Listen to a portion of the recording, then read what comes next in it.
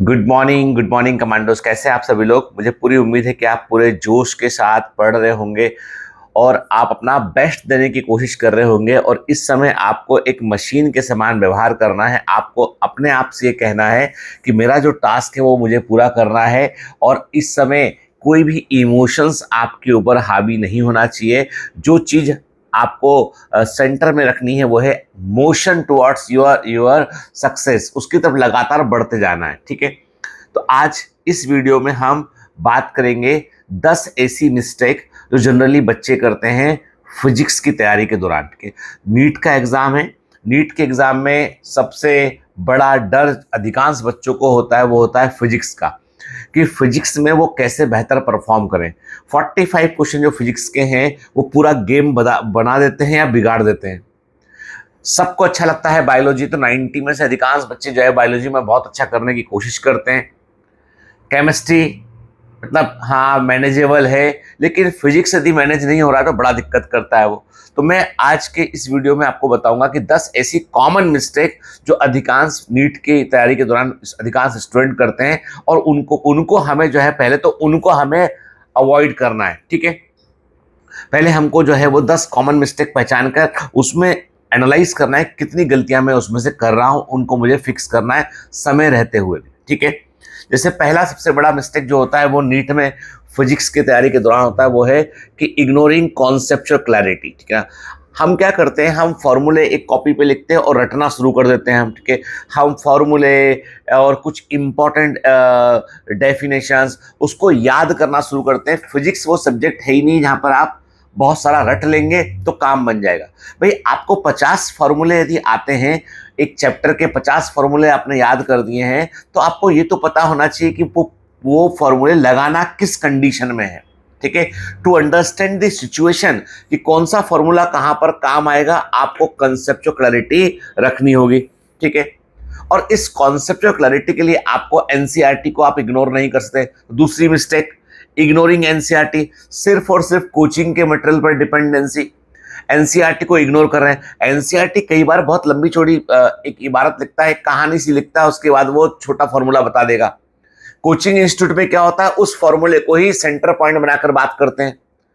तो यहां पर एक गैप ये आता है कॉन्सेप्चुअल अंडरस्टैंडिंग का। कोचिंग इंस्टीट्यूट में टीचर अपनी कहानी बताता है जो अक्सर बच्चे कई बार भूल जाते हैं। सिर्फ फॉर्मूला लिख के आते हैं कॉपी में। अब टीचर ने जो एक्सप्लेन की कहानी वो थोड़ा ना लिखेगा आदमी। तो मुद्दा वही है कि आपको एनसीईआरटी को भी फिजिक्स में नेग्लेक्ट नहीं करना है। पर ये भूल जाइए बात, जैसे बायोलॉजी में word to word line to line NCERT की आ जाती है, वैसा जो है वो आपके साथ फिजिक्स में नहीं होगा। लेकिन जो कॉन्सेप्चुअल क्लैरिटी आपको एनसीईआरटी पढ़ने से मिलेगी वो आपकी क्वेश्चन पढ़ने में, क्वेश्चन सॉल्व करने में आपकी हेल्प करेगी। तीसरी गलती, इनएडुकेट प्रैक्टिस। ठीक है, अब आपने फॉर्मूला पढ़ लिया, कॉन्सेप्ट पढ़ लिया है और 4 क्वेश्चन लगा के बैठ गए आप। ठीक है, नहीं, आपको ढेरों क्वेश्चन लगाने। प्रैक्टिस नहीं करोगे तो फिजिक्स नहीं बनेगा। फिजिक्स का पी प्रैक्टिस के लिए है। ठीक है, तो आपको फिजिक्स को पर यदि आपको जो है वो मास्टरी करनी है, फिजिक्स में आपको अच्छा करना है, तो आपको प्रैक्टिस करनी होगी। ढूंढ ढूंढ कर क्वेश्चन लगाने पड़ेंगे। और आप जब, और मैं कहता हूं एक बार फिजिक्स के क्वेश्चन बनने लगते ना, तो आदमी टाइम पास करने के लिए भी फिजिक्स लगा रहा होता है। मजेदार सब्जेक्ट है वो। मेरा बेटा मुझसे बोला, अब इसका एग्जाम चल रहा है 6th का, तो उसका मैथ्स का पेपर है मंडे को। तो मैंने बोला कि तुम तो अभी खूब मैथ्स पढ़ोगे, मंडे को तुम्हें कब उठा दूं। रोज वो बोलता है कि सुबह 4 बजे उठा दो पापा, 5 बजे उठा दो, मुझे रिवाइज करना है, 7 बजे से पेपर है मेरा। मैथ्स के दिन बोलता है कि मैथ्स के दिन से पापा मुझे 6:30 उठाना। अरे मैंने कहा इतना लेट रिवाइज नहीं करोगे। बोला मैथ्स तो प्रैक्टिस की चीज है ना पापा। हिस्ट्री के पेपर के पहले मुझे रिवाइज करना पड़ रहा था, ज्योग्राफी के पेपर के पहले मुझे रिवाइज करना पड़ता था, लेकिन जब मैथ्स का पेपर आएगा तो आई एम वेरी हैप्पी कि मैंने मैथ्स के खूब क्वेश्चन साल भर प्रैक्टिस किए, मुझे एग्जाम के आधे घंटे पहले उठाना। अरे मैंने कहा बच्चे हैं, 10 मिनट में तैयार हो जाते हैं, चला जाऊंगा, कोई प्रैक्टिस नहीं करनी। तो वो लेवल का कॉन्फिडेंस तब आएगा जब आप प्रैक्टिस करोगे। तो मैं वही कहता हूं, तीसरी बड़ी गलती कि हम प्रैक्टिस को इनएडुकेट प्रैक्टिस करते हैं। चौथी गलती, हम सोचते हैं कि जो नीट का एग्जाम है उसमें सिर्फ फॉर्मूले से काम बन जाएगा, डेरिवेशन की हमें जरूरत नहीं है। हम डेरिवेशन अच्छा नहीं, हम और स्पेशली रिपीटर्स ऐसा करते हैं। जो फ्रेशर्स हैं उनको तो 12th के बोर्ड के लिए डेरिवेशन करना पड़ता है, पर रिपीटर्स डेरिवेशन को देखते नहीं है। और डेरिवेशन से क्या होता है, आपको कॉन्सेप्ट ऑफ क्लैरिटी मिलती है।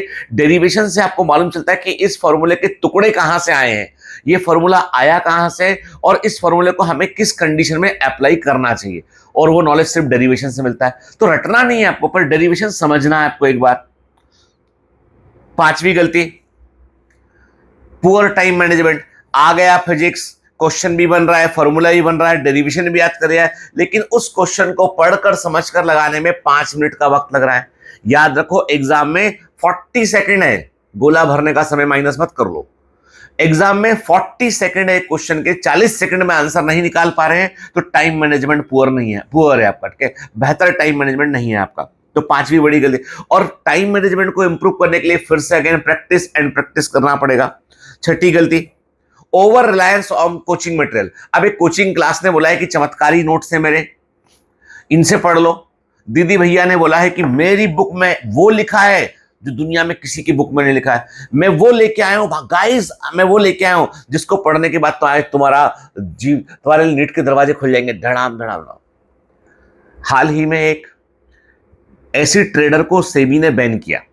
सेबी ने एक ट्रेडर जो शेयर मार्केट में काम है उसको बैन किया, जिसने खुद ट्रेडिंग करके मुश्किल से कुछ लाख 10-20 लाख रुपए कमाए होंगे, लेकिन उसने लोगों को ट्रेडिंग सिखाने का कोर्स करके कई 100 करोड़ का कोर्स बेच दिया उसने। मतलब सोचो, वो लेडी खुद ट्रेडिंग करती थी तो 10 लाख कमा पाई, लेकिन उसने लोगों को ट्रेडिंग करना सिखाऊंगी, करोड़ों कमाऊंगी, ऐसा बोल बोल के कोर्स बनाए और करोड़ों कमा लिए। और बेचारे जो कोर्स के स्टूडेंट थे उनकी तो खेल लग गया, सेबी ने बैन कर दिया उसको। तो समझ लो आपके बहुत सारे एजुकेटर यूट्यूब पर ऐसे ही हैं। तो आपको उनके मटेरियल इनके नहीं, ऑथेंटिक क्लासेस, मैं कहता हूं आपसे ऑथेंटिक कोचिंग क्लासेस जो पढ़ा रहे हैं ऑथेंटिकली, ठीक है, उनकी बात करूं मैं। सालों का जिनके पास अनुभव है, सालों से हम लोग काम कर रहे हैं, सालों से एलन काम कर रहा है, सालों से आकाश इंस्टीट्यूट काम कर रहा है, सालों से चैतन्य इंस्टीट्यूट काम कर रहा है, सालों से नारायणा इंस्टीट्यूट काम कर रहा है, सालों से कुछ इंस्टीट्यूट जो है जो बगैर हंगामे के, बगैर फिल्म फेयर अवार्ड किए बच्चों को पढ़ाते हैं, जो तमाशे किए बगैर कि टीचरों की कार दिखा रहे हैं, टीचरों के अचीवमेंट की, साहब फला टीचर ने जो है वो गाड़ी ले ली है, फला टीचर इतने पैसे कमाता है, इतना सर नहीं, बच्चे को क्या करना है, वो अपने करियर पे फोकस कर रहा है। तो ऐसे तमाशेबाजों देखो, जब तमाशा दिखाने वालों के पास आप जाओगे, तमाशबीनों के पास आप जाओगे तो कुछ नहीं। अंत में आपने देखा ना, सांप लोग बस स्टैंड पे सांप और नेवले का गेम कराते हैं लोग बाग, कुछ ठीक है, जादू करते, कुछ मिलता नहीं है, वो टाइम खराब होता है। तो ओवर रिलायंस ना करें किसी भी कोचिंग मटेरियल पे। आप कोचिंग मटेरियल के जो क्वेश्चंस हैं उनको प्रैक्टिस करने के अलावा आपको और भी क्वेश्चन प्रैक्टिस करने हैं, और एनसीईआरटी मस्त पढ़ना है आपको, ठीक है।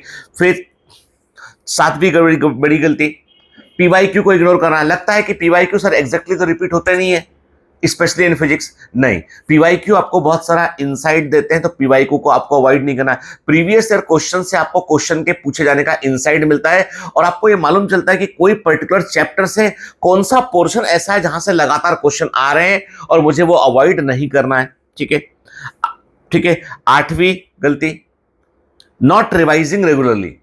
रेगुलर रिवाइज नहीं करना। आज फिजिक्स का फॉर्म का लगा लिया हमने, कल केमिस्ट्री पढ़ेंगे, परसों बायो पढ़ेंगे, नहीं। इस समय आपको सब सब्जेक्ट रोज पढ़ रहे हैं। इस समय आपको जो है वो रिवीजन को आप अवॉइड नहीं कर सकते हैं। आपको रिवीजन का एक जितना दिन भर में पढ़ते हो 50% समय आपको रिवीजन को देना होगा। 9th बड़ी गलती बहुत लोग करते हैं, neglecting the simple chapter, vector chapter को अवॉइड करना। अरे सर, वेक्टर से डायरेक्ट क्वेश्चन कहां आता है? यूनिट्स एंड डायमेंशन चैप्टर को अवॉइड करना। तो फिजिक्स में ये 2 chapter, vectors, units and measurement, ये जहां आपने नहीं अच्छे से समझे ना, तो आप फिजिक्स में कैलकुलेशन की मिस्टेक करेंगे, फिजिक्स में आप अंडरस्टैंडिंग की गलतियां करेंगे, फिजिक्स में आप जो है वो फोर्सेस के डायरेक्शन, डायमेंशंस, कई जगह गलती करेंगे आप। तो यूनिट्स एंड मेजरमेंट सबसे फंडामेंटल चैप्टर है आपका, और वेक्टर्स, जिस पर आपको जो है बहुत अच्छे से अपना एक्सपर्टाइज कर लेना है आपको, क्योंकि वो पढ़ने के बाद फिजिक्स की कई चीजें तो आप खुद भी सॉल्व कर पाएंगे आप। 10वीं गलती, टेंशन में आ जाना, स्ट्रेस एंड एंजाइटी। मतलब अब सुन के टेंशन में आ गए, अरे भाई क्या होगा, कैसे होगा, है ना। देखो भाई, ऐसा है, कोर्स बेचने वाले तो हम लोग भी देखो क्रैश कोर्स लॉन्च कर रहे हैं। हमारा 17 मार्च से क्रैश कोर्स का क्लासेस शुरू है, तो हम लोग भी लॉन्च कर रहे हैं। पर मैं सच बोलूं बिल्कुल प्रैक्टिकली, साल भर तुमने कहीं नहीं पढ़ा है और तुम मेरे क्रैश कोर्स में आ गए 17 मार्च को, और तुम बोल रहे हो 17 मार्च से पढ़ाओगे, आप अप्रैल तक आप कोर्स पूरा करोगे मिड अप्रैल तक, उसके बाद आप टेस्ट ले लोगे कुछ, तो क्या कुछ चमत्कार हो जाएगा? नहीं होगा, बिल्कुल नहीं होगा। Crash course is only for sincere student जो रिवाइज करना चाहते हैं। मत आना मेरे क्रैश कोर्स में, यदि तुमको कुछ नहीं आता है तो मत आना। मेरे क्रैश कोर्स में वही बच्चा आएगा जिसने साल भर कुछ ना कुछ पढ़ रखा है, अब उसे लास्ट में कोर कॉन्सेप्ट को रिवाइज कर रहा है, वही बच्चा है। हम आपकी जेब से कोई पैसे निकालना नहीं चाहते हैं अननेसेसरी के, हम चाहते हैं कि जिससे कोर्स से फायदा मिले वो ज्वाइन करो, और जिस कोर्स से फायदा ना मिले तो मत ज्वाइन करो। एक गलती और जो है कि स्ट्रेस और एंजाइटी क्या होता है, हम यूट्यूब पे दिन भर वॉन्डरिंग कर रहे होते हैं, घूम रहे होते हैं, कोई एक पर्टिकुलर चैनल को फॉलो नहीं कर होते। मैं कहता हूं यदि तुम मेरे चैनल को फॉलो कर रहे हो मुझे फॉलो करो, किसी और को फॉलो कर रहे हो उसे फॉलो करो। 10 जगह चैनल हॉपिंग मत करो, बीच बीच में शॉर्ट्स मत देखो, बीच बीच में डेविएट मत हो, क्योंकि सब लोग सब तरह की बातें करेंगे। देखो भाई ऐसा है, at the end of the day it is business for them, it is business for me, it is business for someone else, but it is not business for you, it is career for you. तुम्हारा career है, बाकी लोग का business है, तो तुम सोच लो अच्छे से, ठीक है? तो तुमको वॉन्डरिंग नहीं करना है, स्ट्रेस और एंजाइटी में नहीं आना है, ठंडे दिमाग से रहकर जो मैंने चीजें बताई उनका आपको ध्यान रखना है। कैसे नहीं बनेगा फिजिक्स? पक्का बनेगा फिजिक्स, ठीक है? तो अब से ये बातें जो मैंने 10 बातें बताई हैं उन बातों पर पूरा फोकस करो बेटा, डेरिवेशन भी करो, यूनिट्स एंड मेजरमेंट को भी देखो, और फिजिक्स को टाइम एलोकेट करो। देखो ये वो है जैसे हम कहते हैं ना अपने धर्म ग्रंथों में और अपने देवी देवताओं में बात करते हैं कि आज सैटरडे का दिन है, शनि, जब मैं रिकॉर्ड कर रहा हूं सैटरडे शनिदेव की बात करते हैं। भाई देखो ऐसा है, सभी देवी देवता अच्छे हैं, ठीक है, लेकिन लोग शनिदेव से डरते हैं। शनिदेव जो है वो शनि का 7.5 चल रहा है, शनि का ऐसा चल रहा है, शनि ग्रह का ये हो गया, लोगों को डर लगता है।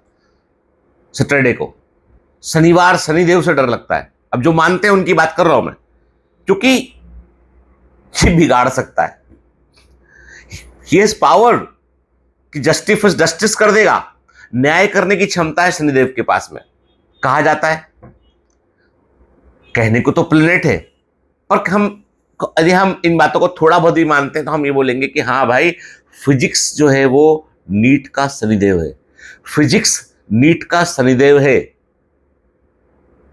बैठ गया कुंडली में आके तो बेटा जितना पढ़ोगे उतना ही मिलेगा, उसके ऊपर नहीं मिलेगा। भाग्य काम नहीं करेगा, अभी सिर्फ कर्म काम करेगा।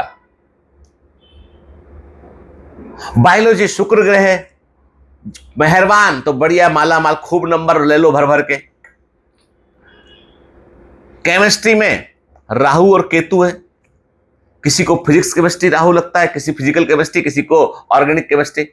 समझ लो, भला किया तो किया भला, नहीं तो बुरा भी कर देगा। तो कहने का मतलब ये है कि एस्ट्रोलॉजी को यहां जोड़ेंगे ना तो कुछ ग्रह तो हमको नीट के अंदर ही मिल जाते हैं। तो घबराओ मत, ये जो चीजें हैं ना कि कॉन्सेप्चुअल अंडरस्टैंडिंग पे फोकस करो, एनसीईआरटी को नेग्लेक्ट मत करो, ठीक है? प्रैक्टिस करो प्रैक्टिस करो प्रैक्टिस करो, ठीक है? डेरिवेशन को स्किप मत करो, टाइम मैनेजमेंट को इंप्रूव करो, कोचिंग मटेरियल पर ओवर रिलायंस मत करो, साथ में एनसीईआरटी में देखो और भी क्वेश्चंस को लगाओ। इसके अलावा जो है वो पीवाईक्यू को इग्नोर बिल्कुल नहीं करना है। इसके अलावा रिवीजन रेगुलर बेसिस पे करना है, फिर यूनिट्स एंड मेजरमेंट और वेक्टर वाले चैप्टर को अच्छे से तैयार करना है, और स्ट्रेस और एंजाइटी नहीं लेनी है। पॉजिटिव लोगों से बात कर रही है, जैसे कि मुझसे बात कर रही है कि वैसे मैं इतनी सी बात कहता हूं कि जब तक घिसोगे नहीं तुम, जब तक तुम संघर्ष नहीं करोगे तब तक चमकोगे नहीं तुम, और चमकने के लिए थोड़ा तो कष्ट सहना पड़ेगा। हीरे को भी तराशने के दौरान कष्ट सहना पड़ता है, तब वो चमक के बाहर आता, तब उसकी कीमत बढ़ती है। चलिए, have a great day, all the best, bye bye.